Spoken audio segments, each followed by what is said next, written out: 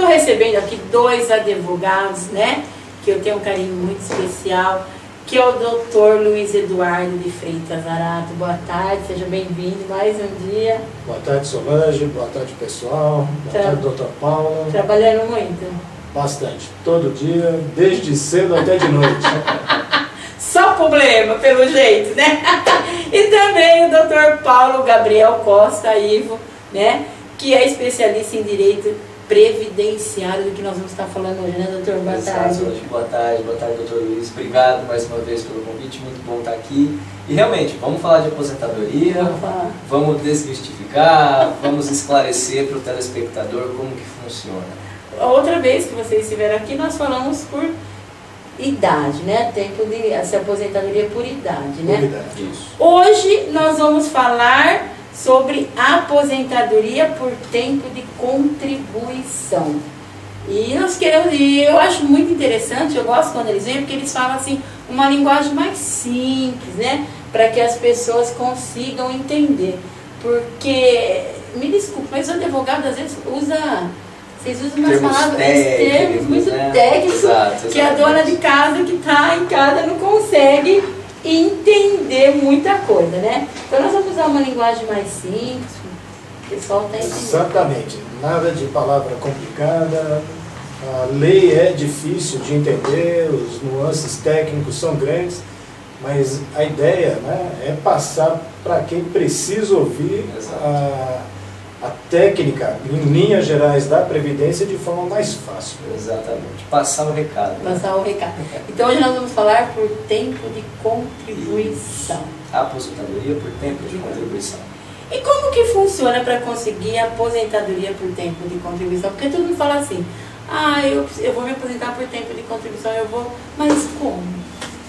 Bom, Solange, a aposentadoria por tempo de contribuição, ela foi por muito tempo confundida como aquela por tempo de serviço, que antes realmente tinha essa nomenclatura, né? E hoje ela é conhecida como tempo de contribuição desde a realização da Constituição Federal, lá em 1988. Basicamente, a pessoa exerce uma atividade remunerada e, em razão dessa atividade, contribui para o INSS. Esse tempo de contribuição tem que cumprir um determinado período e aí a pessoa tem direito. Porque antigamente é verdade, né? O pessoal fala assim, mas eu trabalhei mais de 30 anos e eu não consegui aposentar. Isso. É porque ela não contribuiu, né? Muito provavelmente porque a pessoa não contribuiu durante um período, né? Ou deixou de contribuir, ou o patrão deixou de reter a contribuição dele. Motivos não faltam, tem que analisar o caso a caso. Então mesmo se ele não contribuiu, às vezes ele consegue. Sim, olha só que curioso. As pessoas que desenvolviam a atividade rural antes de novembro de 1991, elas não eram obrigadas a contribuir. E aquele tempo conta como tempo de contribuição. Veja só, não precisava contribuir e hoje conta. Como isso? Está na lei. A lei escreveu que pode, então pode. Porque na época, a atividade rural era uma atividade que a lei não obrigava o recolhimento. Só que, como é uma atividade como qualquer outra, digna, nobre e difícil, hoje, com as novas legislações, quando surgiu esse novo regime em 91, eles entenderam que esse período não contribuído iria ser contabilizado para a pessoa conseguir a sua aposentadoria por tempo de contribuição. Isso nada mais é do que a lei respeitando o trabalhador. Então existem várias formas diferentes Existe. de estar se aposentando? Existem inúmeras formas e dentro da aposentadoria por tempo de contribuição existem suas espécies próprias. E quais são elas? Bom, nós temos, Dr. Luiz, gostaria de pontuar para a gente? Não. Vou pontuar nas ilustrações. Vamos lá. Tenho então. boas ideias, inclusive do meu amigo Edson, que está aqui nos ajudando. Vai chegar a minha hora.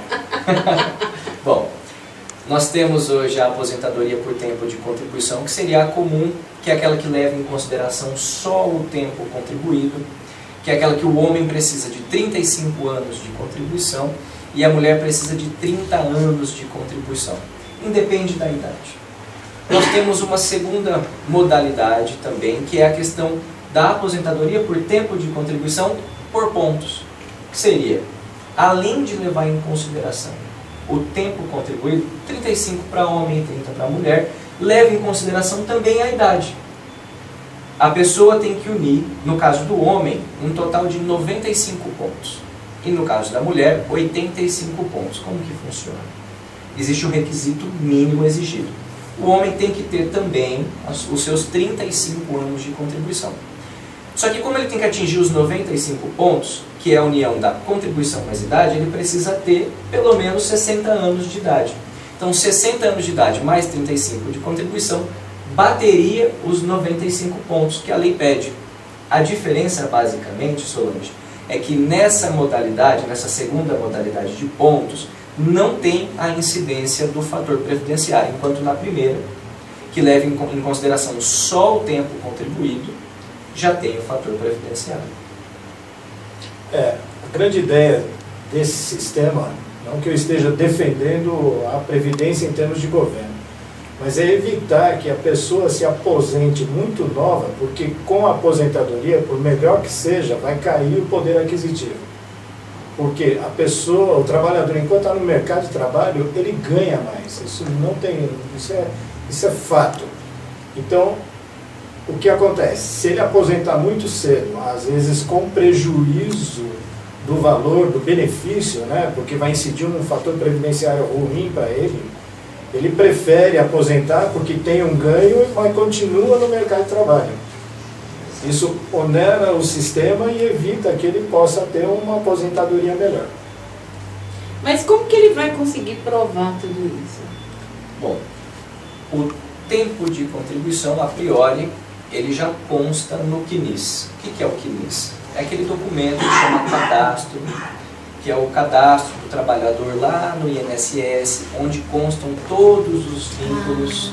Que a gente tem o direito de ir lá, de pedir. Pode pedir, é um serviço que não precisa de agendamento. Eu até queria que você explicasse um pouquinho sobre isso. O CNIS é o Cadastro Nacional do Seguro Social, das informações do Seguro Social, que é basicamente o extrato da vida trabalhista, laboral do segurado, do INSS, e lá constam suas contribuições, seus vínculos de trabalho, as questões peculiares de cada vínculo, né? No caso, a pessoa que teve um trabalho especial, que trabalhou sob agentes químicos, físicos, aquela pessoa que aposenta mais cedo, vai estar lá constando também, né? Ali está o tempo da pessoa. Só chegar lá e pedir. Mas como que o tempo chega até lá? É o tempo que a pessoa trabalhou de forma remunerada e contribuiu, né? Ou se ela no não caso, contribuiu, não vai estar lá. Não. Previdência é contribuiu, volta. Solange, posso roubar a sua função aqui? Claro. Doutor Paulo, eu gostaria que o senhor explicasse essa questão do tempo especial. O senhor comentou que algumas profissões são expostas a perigo, isso diminui o tempo real, como que funciona isso? Sim, exato. Embora seja assunto para um outro dia, que a gente ainda vai conversar especificamente sobre a aposentadoria especial, fazer um breve relato. São aquelas pessoas que trabalham diretamente com agentes que fazem mal para a saúde. O frentista que trabalha na bomba, que tem o perigo de a qualquer momento, né, explodir, está ali nos gases do combustível.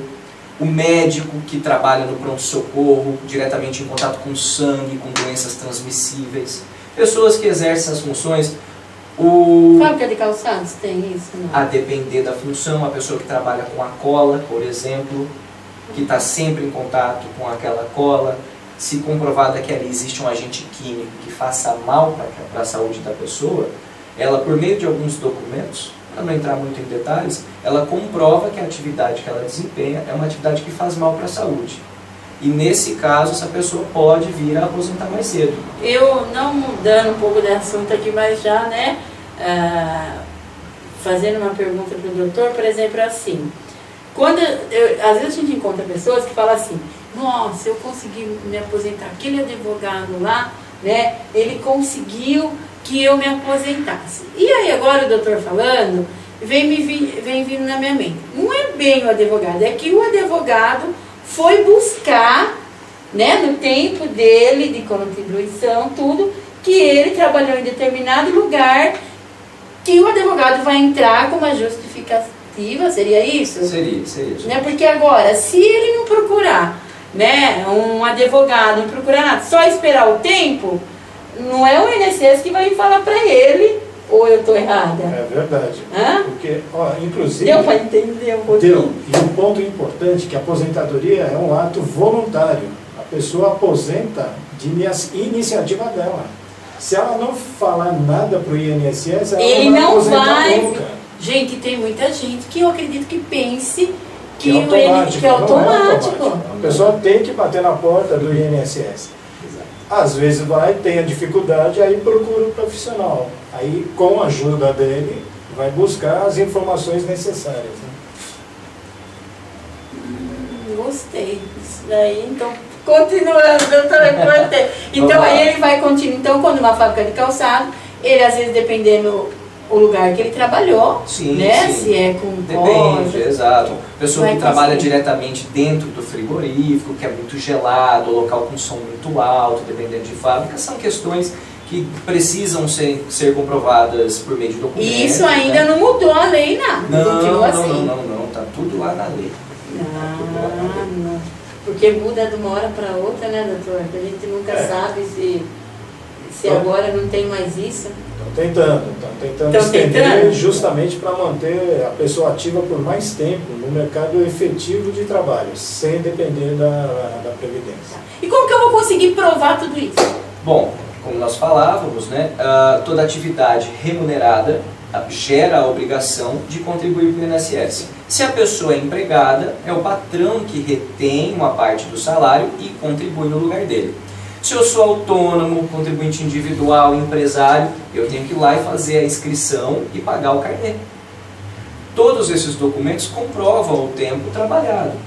O facultativo comprova pelo carnê também. Então aquela pessoa que trabalhou, prestou serviço para um patrão e esse patrão não registrou na carteira, consequentemente não contribuiu para o INSS, essa pessoa tem o direito de contratar um advogado, entrar com uma ação trabalhista na Justiça do Trabalho, pedir o reconhecimento desse vínculo e com essa sentença trabalhista levar até o INSS para averbar no CNIS, que é o cadastro que nós falávamos, para poder fazer contar aquele vínculo que ela teve e não contou.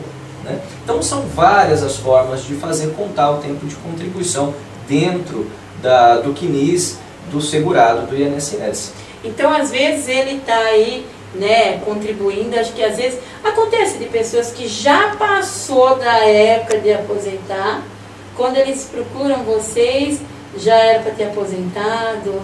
Sim, pode acontecer, a pessoa já deve ter as condições para aposentar. E por alguma razão continua no mercado de trabalho, é isso que eu estou falando. Se a pessoa não tomar iniciativa para se aposentar, ela não se aposenta. Um ponto interessante que o Dr. Paulo comentou a respeito do trabalho informal. Na verdade, isso é uma situação de ordem social no Brasil. É inevitável essa condição. É errado, o juiz chama de horrível, abjeto, mas é uma realidade. Aí o mínimo que a gente comenta é que, apesar dessa situação, que não tem todos os direitos trabalhistas protegidos, ao menos cuide da própria aposentadoria.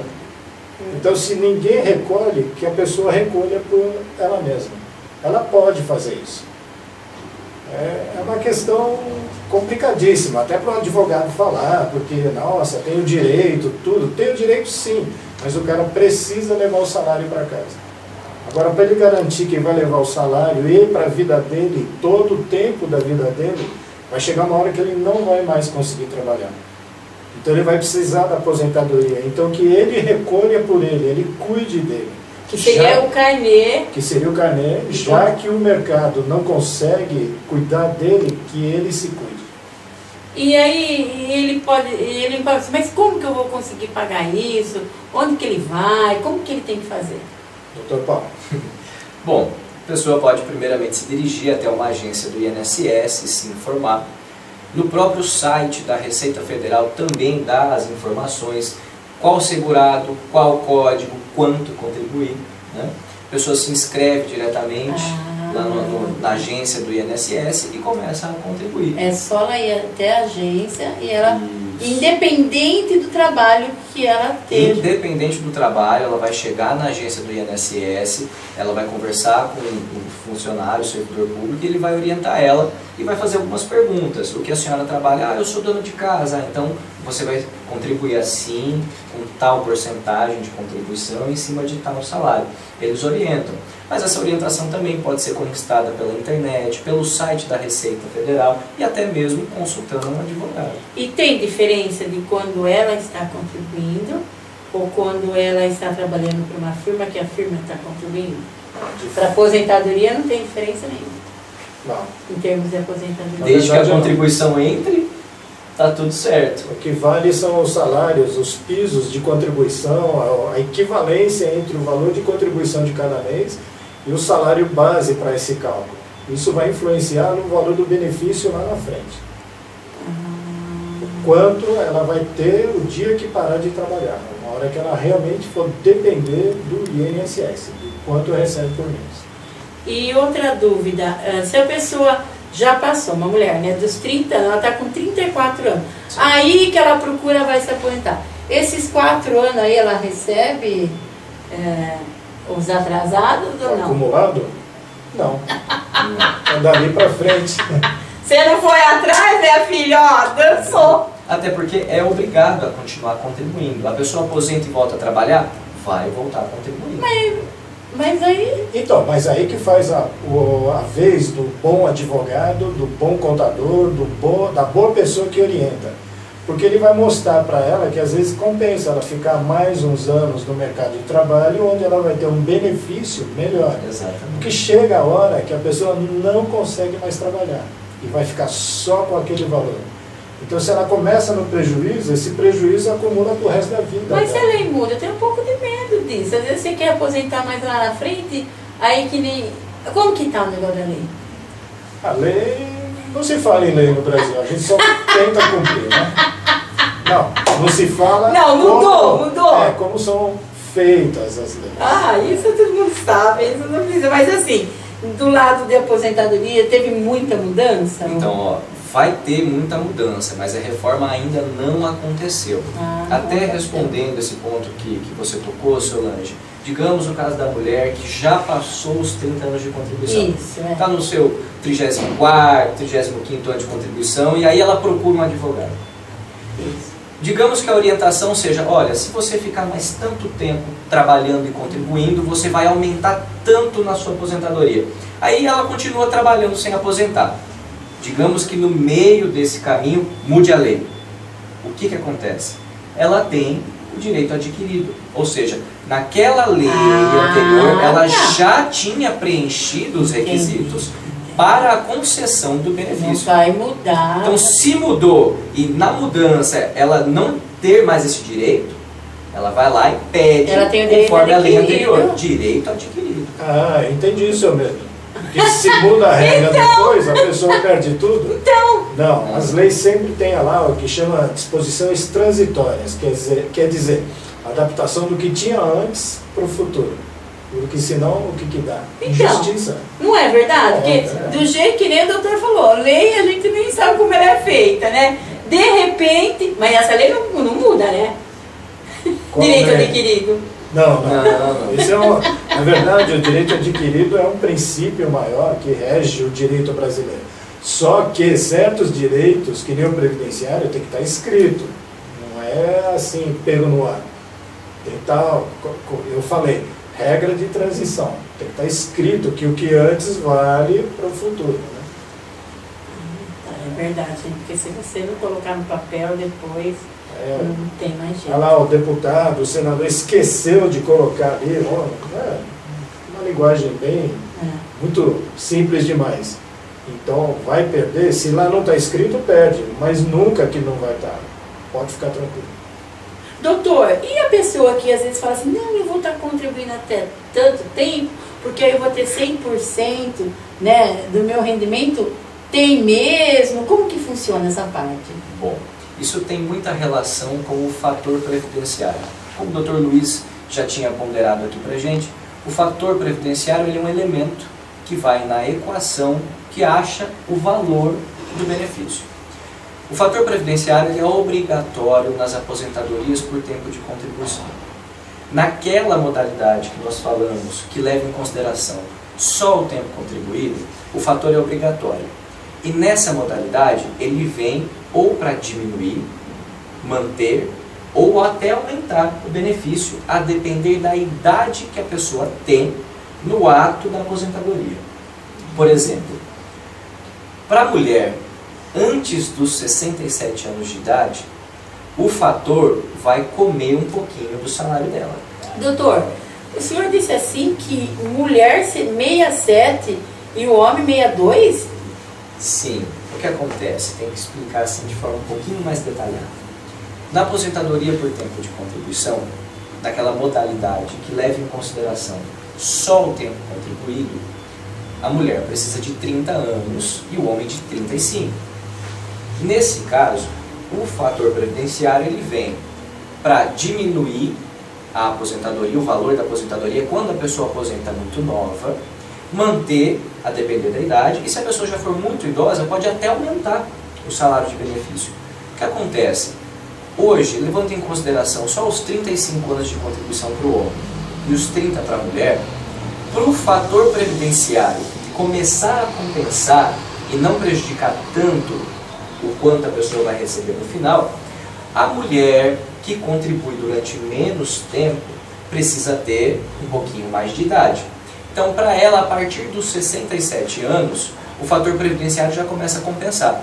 E o homem que contribui mais, então ele precisa de um pouquinho menos de idade. Para ele começa a compensar a partir dos 62 anos de idade. Mas lembrando, Solange, que isso que nós estamos falando do fator previdenciário é para quem aposenta por tempo de contribuição, levando em consideração só o tempo contribuído. Porque a gente tem aquela outra modalidade de pontos. Na modalidade de pontos, não tem fator. Complicado, hein? É complicado. Por isso que tem que, Buscar uma ajuda. buscar uma ajuda que seja no escritório de advocacia, no escritório de contabilidade, né? Uma pessoa que está acostumada, porque sozinha é complicado. Tem mais alguma coisa? Nessa questão de suporte, com certas restrições, assim, não tão detalhado, o próprio INSS atende o segurado. Então ele pode marcar uma visita ao INSS e lá obter essas informações. Normalmente, o contador, o advogado tem, não sei se é mais tempo, mas ele tem mais jeito para explicar. Lá eles são muito técnicos, que a matéria é técnica. Né? E o atendimento assim, é muito bom, mas é para muita gente. Às vezes não tem tempo o atendente lá de dar a atenção que a pessoa precisa. E como já deu para ver complexo, às vezes não dá para entender numa primeira conversa. Ele não vai falar, né, se a pessoa perguntar, eu trabalhei em fábrica de calçado, ele não vai lá ter tempo para falar, não, mas se você trabalhou, né, trabalhando com thinner, com cola, você pode, né? E nisso o escritório de contabilidade, o escritório de advocacia pode estar orientando melhor. Exato. Esclarecendo a mais, ou na medida que a pessoa precisa para tentar se encaixar, né, na questão previdenciária. Agora, para terminar, uma dúvida que sempre as pessoas estão me perguntando assim, ó. A reforma ainda não foi, então... Ainda não está vigente, não foi votada, está paradinha por hora. Porque eu sei que na reforma tem um requisito lá que fala, ainda não está, que a pessoa tem que contribuir 15 anos, né? Então já vi pessoas dizer assim para mim, não, eu já faz 20 anos que eu estou contribuindo e ainda para mim ter 50 anos vai demorar mais 15 ainda, então é melhor eu não pagar porque eu vou ter direito de me aposentar.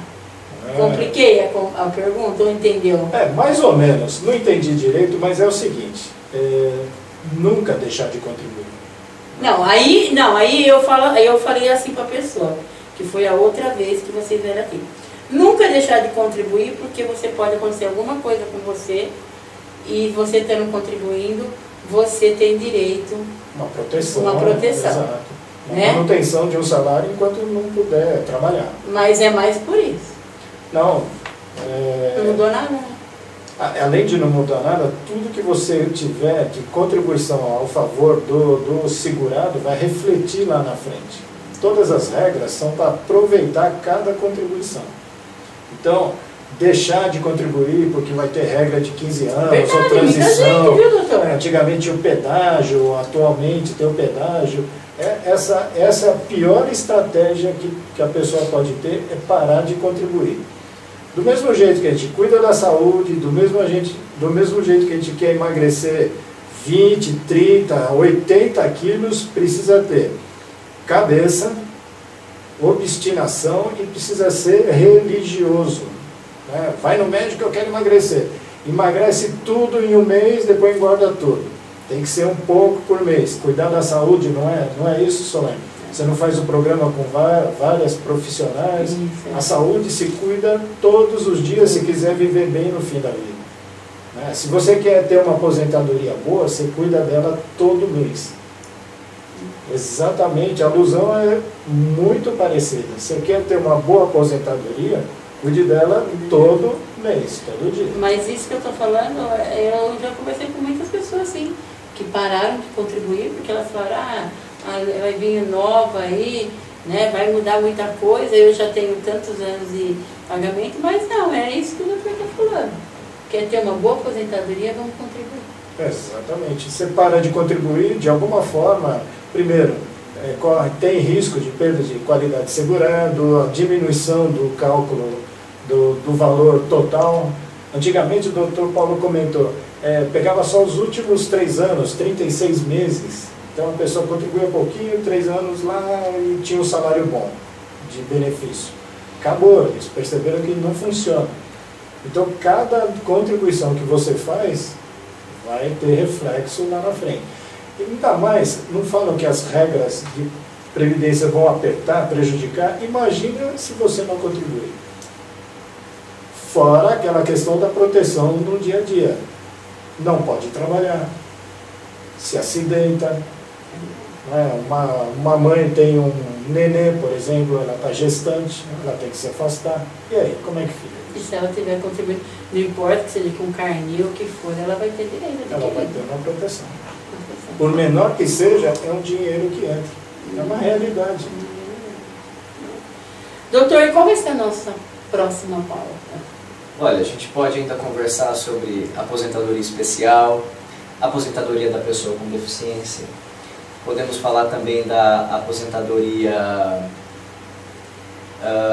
por invalidez, que são assuntos que a gente ainda não debateu e que tem grande incidência na sociedade, assunto de interesse de todos, né?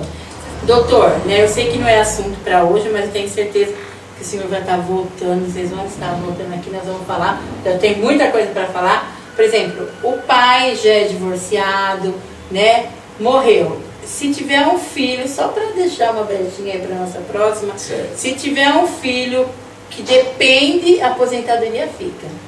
Sim, no caso de morte, você fala, né? Digamos que um pai que tem um filho, o pai faleça, a aposentadoria dele se transforma na pensão por morte, que vai ir para os seus dependentes, esposa, filhos até 21 anos de idade, a não ser que seja deficiente. Se o filho for uma pessoa com deficiência, recebe independente da idade. Mas filhos saudáveis, com capacidade de trabalhar, estudar, só até os 21. Então vamos ter muito assunto para o próximo tema. Tem bastante. Companheiro, né, doutor Paulo? Claro, não só a esposa, né? Companheiro também, não só a esposa. Como seria? União estável. A pessoa que não casou, E tem união mas tem união estável, também está enquadrada no mesmo requisito. Gente, vai ter Podemos muito falar assunto. disso qualquer dia. Vamos União falar. estável e contrato de união estável. Com certeza. É interessante. Não precisa morar junto. Não necessariamente. Não necessariamente. Não necessariamente. Porque hoje o que voga para vocês que são advogados é o que está no papel, né? Mas muito do que não está no papel também vale. Por exemplo, a união estável pode ser feita entre duas pessoas que moram cada um na sua casa. Mas, se essas duas pessoas estão sempre em público, de mãos dadas, fazendo declarações no Facebook, Isso também. se a pessoa se mostra para a sociedade como um casal, tá feito. É um casal moderno, cada um na sua casa. Cada um na sua casa, mas o relacionamento existe, a vontade de crescer juntos existe, de constituir família existe. Se esses requisitos existirem, está feita a família. Ou se a moda pega, hein? Então, olha, se todo mundo tiver um advogado por perto, eu acredito que vai ser muito bom, porque às vezes se ela tiver muitas fotos, não é verdade? Tudo também. Exato. É o que demonstra essa questão do morar junto ou não. O morar junto facilita, porque tem muita foto junto, os documentos chegam na mesma casa, sabe, conta, o que facilita reconhecer que o casal está junto, que é um casal, enfim. Eu tenho um outro tema aí na Previdência, complementando, depois que abordar as modalidades, a questão da revisão, da reanálise de aposentadorias já concedidas. Tudo bem, doutor Paulo? Claro. Posso? Claro, Podemos falar disso? Tema polêmico, né? Muito. Para terminar, eu queria que cada um, né, deixasse uma mensagem aí para quem está nos assistindo, que quando eles vêm aqui eu adoro, porque em primeiro lugar esclarece para mim. A minha mensagem é a mesma, já falei. Cuide da sua aposentadoria como você cuida da sua saúde. Todo dia, todo mês. É isso aí. Bom, meu recado final é: não espere pedir a aposentadoria para saber o que está errado, o que está certo, o que está faltando. Procure sempre a orientação de um profissional especializado, peça um parecer previdenciário, descubra qual é a sua situação perante o INSS, porque numa brincadeira dessa você descobre a ausência de um vínculo, uma atividade especial, situações que podem, até quem sabe, dizer que você já poderia estar aposentado. Então, procure sempre orientação especializada e, se possível, um parecer previdenciário. A nossa próxima vai ser... Nossa próxima vai ser... Vai ser... Você que vai escolher, Solange, aposentadoria por invalidez, aposentadoria especial ou da pessoa com deficiência? Eu acho que as três aqui tá ótima. Porque eu acho que tenho certeza que tem pessoas que se enquadram em Tem uma como abrir delas. para o telespectador? Podemos colocar, Vamos fazer né? uma enquete então Vamos para ele fazer uma escolher entre as enquete. três. Qual que você quer? Aposentadoria? Por invalidez, especial ou da pessoa com deficiência? É essa que nós vamos falar no próximo encontro aqui com os nossos advogados. Muito obrigado, doutor. Né? Obrigado, Solange. Obrigado para quem nos assiste. E vamos ver o que o povo vai escolher. Vamos. Com certeza é um dos três, o tema que for. A ideia é falar tranquilamente, passar uma mensagem simples, como a gente é. Assim. A gente é. Sim. E muito obrigado também e espero vocês aqui. Obrigado, Solange, pela oportunidade, para quem está assistindo a gente. Sempre muito bom estar aqui com você. Obrigado a você. Então fica aqui hoje, né, a nossa entrevista com nossos dois advogados e fica ligadinho que tem mais para você.